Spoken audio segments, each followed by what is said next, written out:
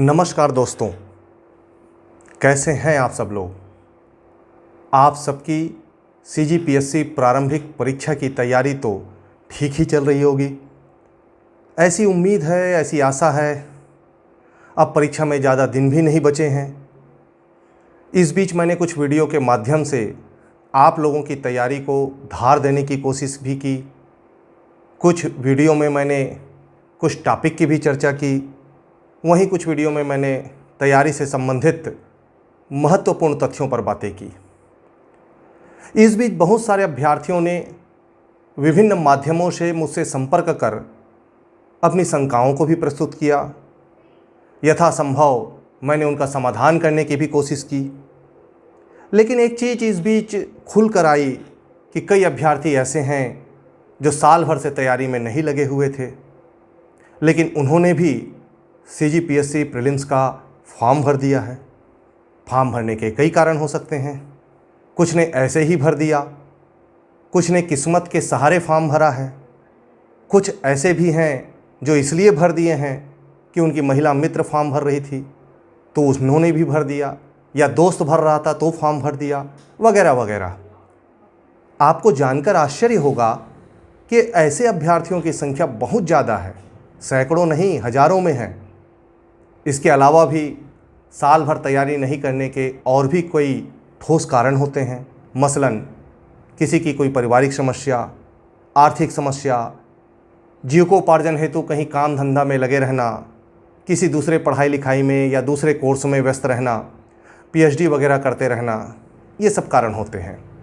इन कारणों के कारण भी कई जो छात्र छात्राएं होते हैं वो साल भर ठीक ढंग से पीएससी की तैयारी नहीं कर पाते।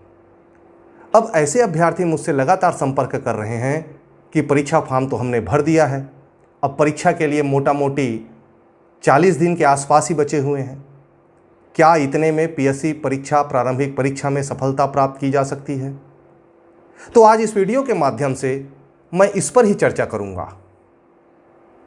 तो सबसे पहले इस तथ्य पर चर्चा करते हैं कि क्या वाकई में, वास्तव में, रियल में 40 से 50 दिनों की तैयारी में सीजीपीएससी प्रीलिम्स परीक्षा, प्रारंभिक परीक्षा निकाला जा सकता है?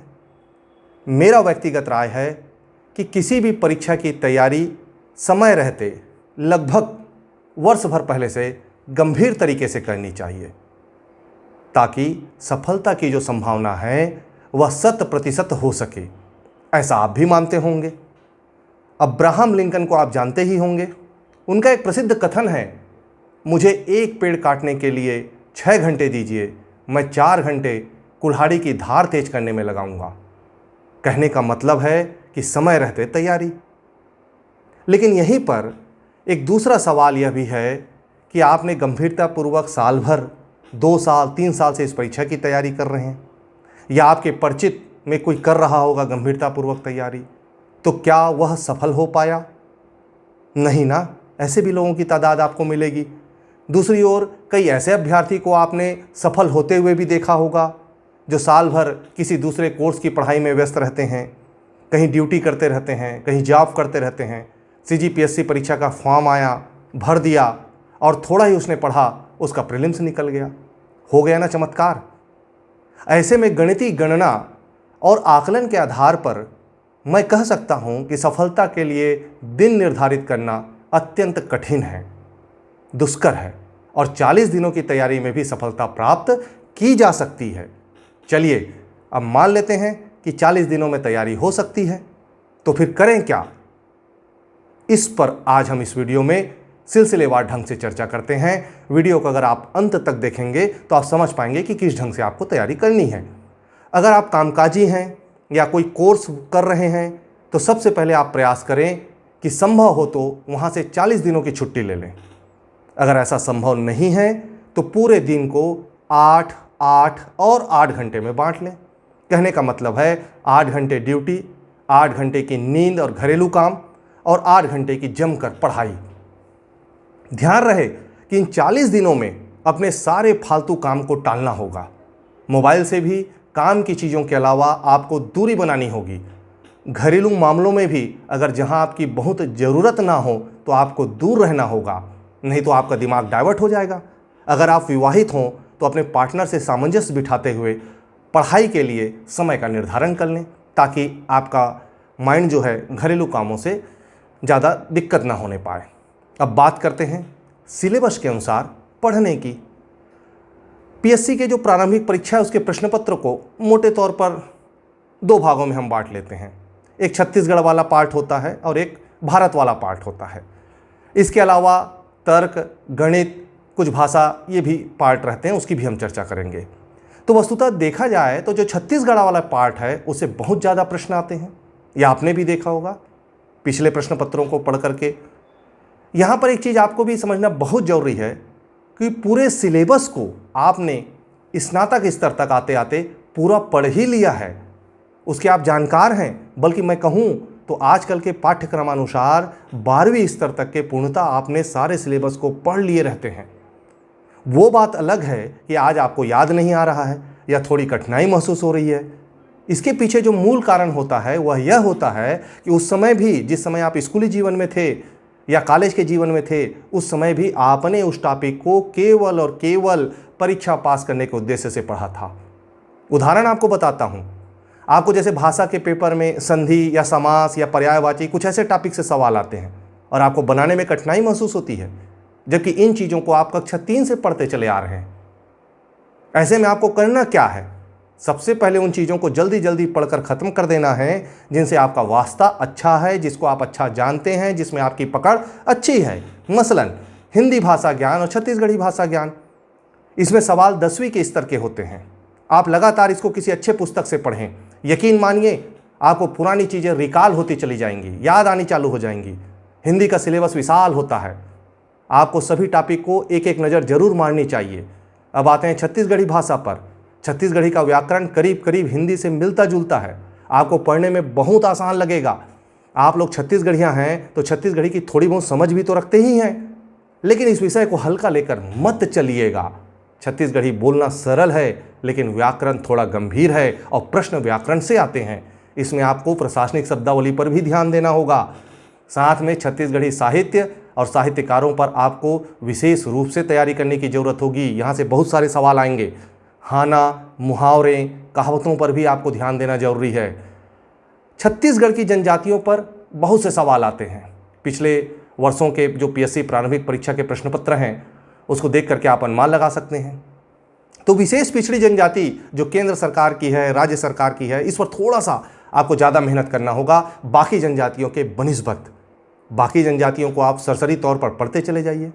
मेरा विचार है कि पढ़ने के बाद आप पुराने प्रश्न पत्रों को भी थोड़ा सा सॉल्व करें, बनाएं। अब बारी आती है छत्तीसगढ़ के भूगोल की। इसमें थोड़ा सा डेटा भी रहता है, याद करने वाली चीज़ें भी रहती है और तथ्य भी रहता है, लेकिन उतना कठिन नहीं है। कुछ महत्वपूर्ण तथ्यों के साथ आप इसे लगातार पढ़ते रहिए, आपको चीज़ें याद होती चली जाएंगी।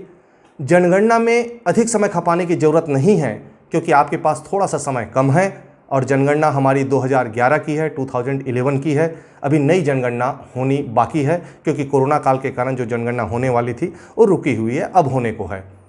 छत्तीसगढ़ की कला संस्कृति को आप सबसे ज़्यादा आसान समझते हैं, हर अभ्यर्थी आसान समझता है और है भी आसान, क्योंकि हम उसी संस्कृति में जीते आ रहे हैं। परंतु प्रश्न के दृष्टिकोण से यह विषय अत्यंत कठिन है। तो दूसरी ओर स्कोरिंग भी है, इसके सवाल आसानी से बन जाते हैं। करना क्या होगा? कोई अच्छी पुस्तक उठाइए, उसको पढ़ना चालू कीजिए, साथ में माइंड को उस दिन की ओर ले जाना चालू कीजिए जिस दिन इस त्यौहार को या इस संस्कृति से आपका वास्ता पड़ा हो। ऐसे में आप इस विषय को आसानी से याद कर पाएंगे। और मैं तो कहता हूँ कि इसको जल्दी जल्दी पढ़कर ख़त्म कर दें, और जो आपका बचा हुआ समय है उसको किसी दूसरे विषयों में लगाएं, तो आपको टाइम मैनेजमेंट आसान हो जाएगा। जो गंभीर विषय है उसके लिए आपको थोड़ा सा समय मिल जाएगा। अब आते हैं छत्तीसगढ़ के सामान्य ज्ञान पर।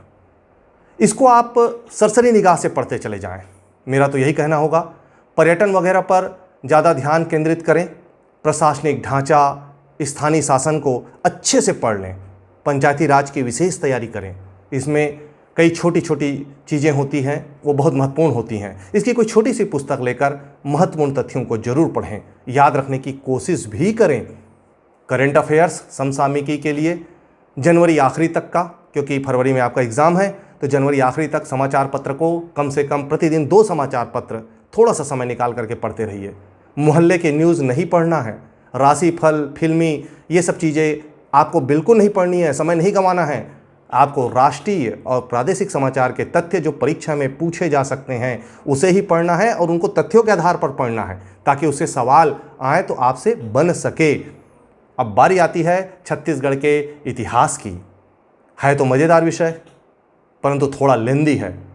अगर आपका इंटरेस्ट नहीं है, आपका इस विषय में उतनी खास रुचि नहीं है, तो थोड़ा सा आपको डिफिकल्ट लगेगा। कोई बात नहीं, कोई अच्छी सी इतिहास की पुस्तक को ले लें, उसे उपन्यास की तरफ पढ़ते चले जाएं, पर ऐसा पढ़ें कि आपके माइंड में वो बैठता चला जाए, तभी कुछ खेल आपके प्रारंभिक परीक्षा में हो सकता है।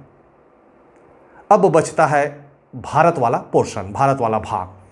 इसमें कोई एक अच्छी सी पुस्तक ले लें प्रतियोगी परीक्षा की तैयारी से संबंधित, जिसमें भारत का इतिहास हो, भूगोल हो, संस्कृति हो, संविधान हो, राज्य व्यवस्था हो और थोड़ा सरल तरीके से दिया हुआ हो, ग्राफिकल प्रेजेंटेशन वगैरह हो गया, थोड़ा सा कलर वाला हो तो बेहतर होगा, क्योंकि आपके पास इतने डिटेल हैं और अभी पढ़ने में और समझने में और उसे याद करने का वक्त आपके पास कम है या नहीं के बराबर है।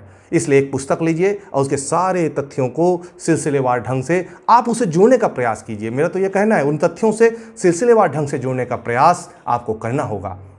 अगर आप गणित के विद्यार्थी हैं या गणित के विद्यार्थी रहे हैं तो इसमें पूछे जाने वाले प्रश्नों को आसानी से हल कर लेंगे। लेकिन अगर आप इस क्षेत्र के नहीं हैं तो भी घबराइए मत, 10वीं स्तर तक के ही सवाल पूछे जाते हैं और आपने 10वीं स्तर तक गणित पढ़ा ही है। अब आप क्या करें, इससे संबंधित पुराने प्रश्न पत्रों को हल कीजिए। जब भी खाली समय मिले तो हल कर दीजिए। ये जो बचा समय है, ये गोल्डन टाइम है आपका, यही समय आपको पीएससी में सफलता दिलाएगा प्रीलिम्स परीक्षा में। इसलिए आपको हर समय, हर क्षण को पीएससी कर देना है।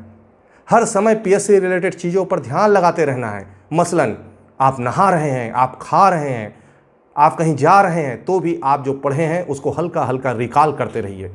मुझे लगता है कि ये जानकारी आपके काम की होगी। कुछ इस तरह से मैनेजमेंट करके आप सफलता प्राप्त कर लेंगे। मैं फिर से कह रहा हूँ, किसी भी लक्ष्य को प्राप्त करने में एक निश्चित अवधि की तैयारी और गंभीर तैयारी की आवश्यकता होती है। लेकिन इसको थोड़ा दूसरा ढंग से समझाकर आपको मोटिवेट करता हूँ। मान लेते हैं हम सेना में हैं, विकट स्थितियों में फंसे हुए हैं। अब आपके पास 2 ही रास्ते हैं, या तो मर जाइए या दुश्मन के सामने सरेंडर हो जाइए, या फिर संकट और चुनौतियों का सामना करते हुए दुश्मन पर विजय प्राप्त कर लीजिए। चुनना आपके हाथ में है, मुझे कहने की जरूरत नहीं है। दोस्तों, सफलता को दुनिया देखेगी, आपने कैसे मेहनत किया इससे दुनिया को कोई मतलब नहीं, दुनिया को कोई वास्ता नहीं। मेरे प्यारे अभ्यर्थियों, जंग में आपकी विजय सुनिश्चित है। मेरा ढेर सारा प्यार, स्नेह और आशीर्वाद। नमस्कार।